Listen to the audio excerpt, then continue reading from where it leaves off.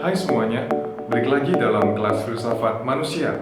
Nah, jika dalam pertemuan sebelumnya kita sudah membahas tentang manusia sebagai makhluk berteknologi, dalam pertemuan kali ini kita akan membahas mengenai manusia sebagai Homo economicus. Langsung aja kita lihat bersama-sama. Dalam perkembangan pengetahuan dan pemikiran para filsuf, mulai muncul banyak spekulasi tentang siapa manusia itu.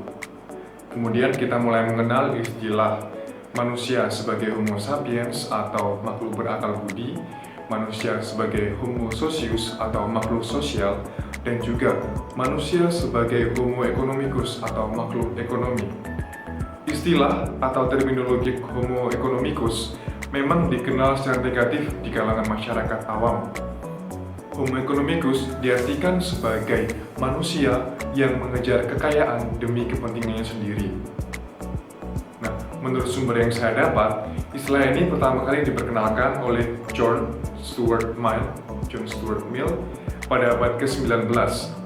Dia mengartikan Homo economicus sebagai aktor ekonomi yang melakukan pekerjaan demi memenuhi kebutuhan, kenyamanan, dan kemewahan dengan usaha yang sangat minimal. Nah, jika kita lihat secara etimologis, kata homo ini berasal dari bahasa Latin yang artinya adalah manusia, dan economicus ini merujuk pada ekonomi. Maka kita juga dapat mengartikan bahwa Homo economicus itu sebagai makhluk ekonomi atau manusia ekonomi atau aktor ekonomi. Homo economicus juga merujuk pada kegiatan manusia untuk mengatur dan menentukan pilihan-pilihannya untuk tujuan tertentu. Nah, dalam hal ini, manusia menjadi pelaku ekonomi. Berbicara soal ekonomi, nanti kita juga akan melihat tentang apa itu kerja, kemudian pandangan tentang kerja, dimensi-dimensi kerja, dan nilai-nilai dalam kerja. Oke, langsung aja kita lihat yang pertama. Pertama, definisi kerja. Menurut KBBI, kerja diartikan sebagai kegiatan untuk melakukan sesuatu yang dilakukan atau diperbuat, sesuatu yang dilakukan untuk mencari nafkah. Ini merujuk pada mata pencaharian. Dikutip dari laman rumahfilsafat.com, kerja adalah bagian sentral dalam hidup manusia. Dengan pikiran dan tubuhnya, manusia mengorganisir pekerjaan, membuat benda-benda yang dapat membantu pekerjaannya, dan menentukan tujuan akhir dari kerjanya tersebut. Kerja adalah sesuatu yang memiliki aturan dan logika tersendiri untuk dapat dianalisis. Sumber lain juga mengatakan bahwa kerja merupakan wadah bagi pembentukan diri manusia dalam membangun dunianya. Kerja atau work tentunya berbeda dengan working dan juga worker. Worker itu merujuk kepada pekerjanya, sedangkan working itu kegiatan untuk menghasilkan kerja. Manusia bekerja untuk dapat sejahtera. Nah, dalam hal ini, pendidikan menjadi salah satu usaha yang dilakukan oleh manusia untuk dapat mencapai kesejahteraan yang diinginkannya. Frans Manisusseno mengatakan bahwa ada 3 fungsi kerja. Yang pertama ialah fungsi reproduksi material, yang kedua ialah fungsi integrasi sosial, dan yang ketiga ialah fungsi pengembangan diri.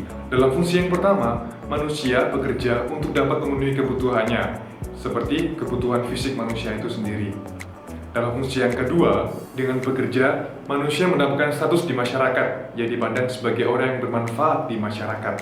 Dan dalam fungsi yang ketiga, dengan bekerja, manusia mampu secara kreatif menciptakan dan mengembangkan dirinya. Bekerja menjadi ciri khas manusia sebagai makhluk yang berakal budi dan juga berkehendak. Memang binatang melakukan kegiatan fisik sama seperti manusia, akan tetapi mereka melakukannya karena naluri dan melulu untuk memenuhi kebutuhan biologisnya, seperti untuk mencari makanan dan juga untuk mendapatkan tempat tinggal. Sedangkan manusia bekerja lebih dari itu. Manusia memiliki kehendak atau kebebasan, dan hasilnya melebihi kebutuhan biologis, serta kaya akan makna. Manusia juga memiliki tataran intelektif, dan inilah yang membedakannya dengan binatang. Maka dari itu, kerja juga merujuk pada tugas dan kewajiban. Kalau seseorang jalan-jalan, baca novel, nonton film, bukan karena bagian dari tugas atau kerja itu sendiri, maka itu bukanlah bekerja. Orang yang membaca novel atau mungkin nonton film karena bagian dari tugas, atau mungkin karena sebagai sumber atau referensi lain dalam tugasnya, itu bisa dikatakan bagian dari bekerja. Dalam bekerja, manusia membutuhkan alam untuk dapat memenuhi kebutuhannya. Dengan kemampuan inteleknya, manusia mampu menemukan potensi-potensi yang tersembunyi dari alam, terlebih untuk memenuhi kebutuhan hidupnya yang membantu dalam pekerjaannya. Akan tetapi, manusia harus bijaksana dalam mengolah alam, karena bagaimanapun juga kita merupakan bagian dari alam yang luas dan besar ini. Kedua, pandangan tentang kerja. Pada zaman dahulu, kerja, lebih tepatnya kerja fisik, dianggap sebagai sesuatu yang rendah karena melekat pada para budak.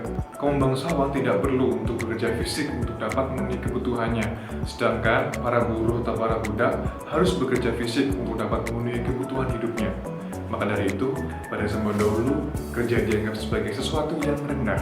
Nah, pada masa Yunani kuno, kerja itu lebih merujuk pada kegiatan berpikir atau intelektual. Sedangkan kerja fisik atau kerja tangan sama dianggap rendah karena melekat pada para budak. Seperti teori negara dari Plato, dikatakan bahwa ada 3 kelas dalam masyarakat. Kelas pertama ialah para penasihat, kelas kedua ialah para militer, dan kelas ketiga itu melekat pada para petani, para pedagang, tukang kayu, tukang sepatu, dan lain-lainnya.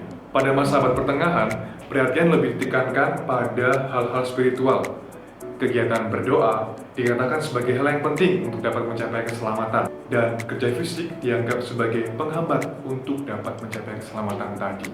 Kemudian, perubahan cara pandang tentang kerja terjadi ketika masa Protestantisme dan diperteguh dalam masa industrialisasi. Max Weber melalui pemikirannya memunculkan konsep bahwa kerja dipandang sebagai sarana untuk mengembangkan pribadi dan dunia, serta keselamatan jiwa.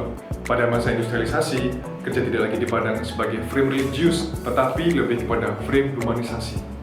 Oke, sekarang kita akan melihat beberapa pandangan filsuf tentang bekerja. Pertama adalah John Locke. Menurutnya, pekerjaan menciptakan hak yang disebutnya sebagai hak alamiah. Setiap orang bekerja menghasilkan hak milik atas karyanya. Kemudian dia mengatakan ada 3 argumen dasar. Yang pertama ialah kerja melekat dalam diri manusia. Ini menjadi penegasan bahwa setiap orang harus menghargai setiap pekerjaan orang lain. Lalu yang kedua ialah kerja merupakan perwujudan diri manusia. Kerja menjadi tempat pengungkapan diri bahwa dia adalah seorang yang otonom dan tidak melulu bergantung pada alam tanpa berbuat apapun. Dan yang ketiga, kerja berkaitan dengan hidup. Seseorang tidak bisa memenuhi kebutuhan hidupnya atau tidak akan dapat bisa hidup kalau dia tidak bekerja. Tokoh yang kedua ialah Adam Smith. Menurutnya, seluruh kebudayaan dihasilkan dari kerja manusia. Kemudian ia mengelompokkan ada 2 jenis pekerjaan. Pertama ialah pekerja yang produktif. Ini merujuk pada petani, para buruh, pedagang, dan lain-lainnya. Sedangkan yang kedua ialah pekerjaan yang tidak produktif, yang merujuk pada para prajurit, politisi, dan ahli hukum. Pentingnya pembagian kerja, menurut Adam Smith, ada 3. Yang pertama, kerja meningkatkan kerajinan.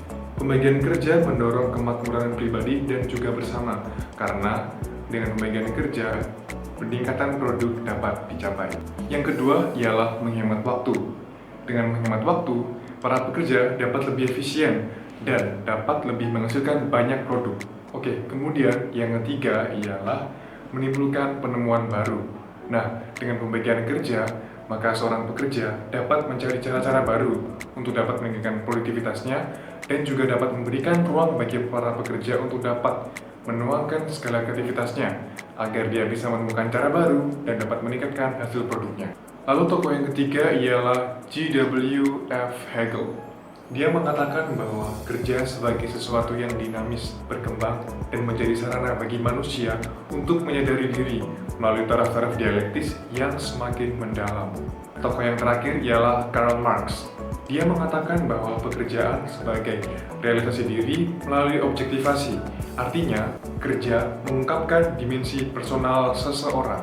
Namun, kerja juga mengungkapkan dimensi sosial. Artinya, dalam bekerja, hasil karya seseorang tidak hanya dinikmati oleh dirinya sendiri, tetapi juga bisa dinikmati oleh orang lain. Ketiga, dimensi kerja. Dalam buku Pesawat Manusia disebutkan ada 5 dimensi kerja. Yang pertama ialah dimensi fisiologis, yang kedua ialah dimensi psikologis, yang ketiga ialah dimensi sosial kerja, yang keempat ialah dimensi ekonomis, dan yang kelima ialah dimensi kekuasaan kerja.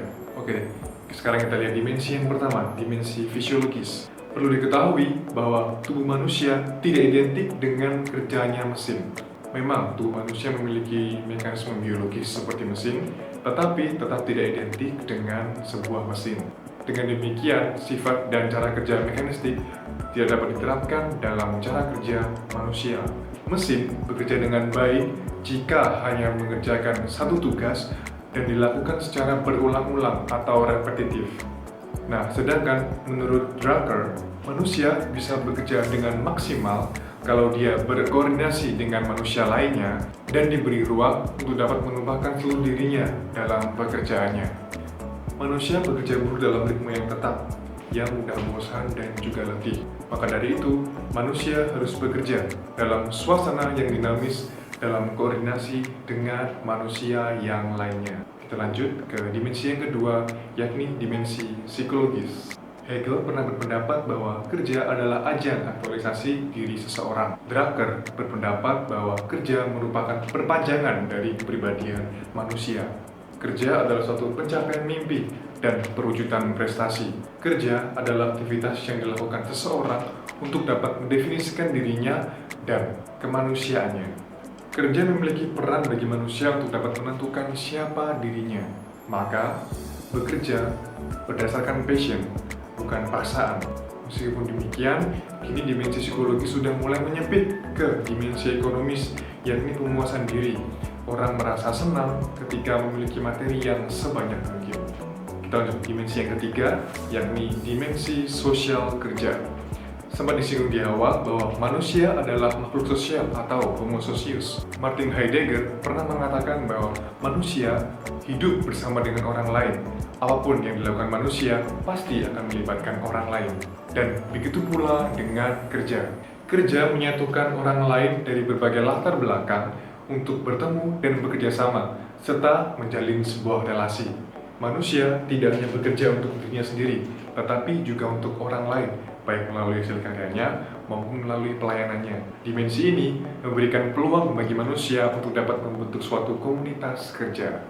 Lanjut ke dimensi yang keempat, dimensi ekonomis. Pada dasarnya, ekonomi itu merujuk pada penataan terhadap urusan rumah tangga. Dalam perjalanan waktu, ekonomi tidak lagi menjadi sarana untuk pemenuhan kebutuhan, tetapi juga untuk mengumpulkan uang dan modal atau kapital. Uang pun dikejar bukan lagi untuk kesejahteraan manusia, tetapi untuk uang itu sendiri. Lalu, dimensi yang kelima ialah dimensi kekuasaan. Di dalam sebuah organisasi pasti ada relasi kekuasaan, baik secara implisit maupun secara eksplisit. Ini juga merupakan dampak dari strukturisasi yang terjadi di dalam masyarakat. Secara eksplisit, hubungan kekuasaan atau relasi kekuasaan ini sangat nampak dalam relasi antara atasan dan bawahan, dan juga relasi antara produsen dan konsumen. Di sisi lain ada kekuasaan secara implisit, namun efeknya sangat terasa, seperti krisis global di pasar internasional, bencana alam, dan perubahan iklim yang mempengaruhi proses produksi, distribusi, dan juga konsumsi. Keempat, nilai kerja. Masih dalam buku yang sama, disebutkan ada 3 nilai kerja, yakni nilai personal, nilai etis, dan juga nilai spiritual. Baik, kita lihat yang pertama, nilai personal. Berbeda dengan binatang, manusia memiliki nilai lebih karena dalam bekerja, ia mengungkapkan dirinya secara nyata.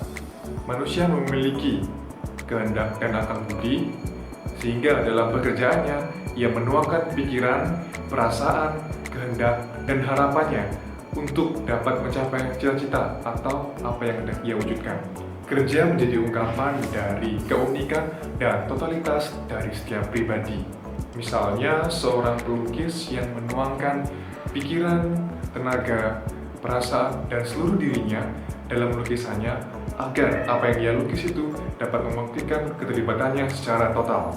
Hegel dan Marx sepakat bahwa kerja merupakan realisasi diri manusia yang melibatkan kebebasan, spontanitas, dan juga keistimewaan hidup. Oke, lanjut ke nilai yang kedua ialah nilai etis. Nilai ini memiliki posisi yang vital karena menentukan makna baik bagi diri sendiri maupun bagi orang lain. Seseorang tidak boleh merusak atau merugikan orang lain. Terdapat 3 nilai utama dalam nilai etis, yakni keadilan, tanggung jawab, dan kejujuran. Berdasarkan apa yang saya dapat, keadilan merupakan moralitas jiwa yang mampu menjaga keseimbangan. Setiap pribadi memiliki tugas untuk menghargai hak-hak orang lain. Untuk tanggung jawab, menurut Adam Smith, kegiatan ekonomi tidak hanya berusaha untuk mencari keuntungan yang sebesar-besarnya, tetapi juga mewujudkan kepedulian setiap pribadi kepada pribadi yang lain. Ini merupakan bentuk tanggung jawab terhadap orang lain dalam pekerjaan. Dan yang ketiga tadi adalah kejujuran. Kejujuran merupakan nilai moral lain yang harus dimiliki oleh seorang pekerja. Ia memiliki kejujuran agar tidak menipu orang lain, sebab juga menyangkut keselamatan orang lain. Kemudian nilai yang ketiga ialah nilai spiritual. Menurut James W. Weiss, nilai spiritual berhubungan dengan karakter yang diperlihatkan oleh setiap pekerja yang meliputi integritas, rendah hati, sabar, dan menyempatkan waktu untuk dapat merefleksikan pekerjaannya. Beberapa hal tadi bersumber dari penghayatan terhadap nilai religius setiap pekerja, dan hal ini merujuk pada agama masing-masing.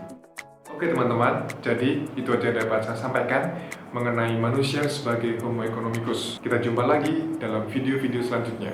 Tetap semangat dan jangan lupa jaga kesehatan.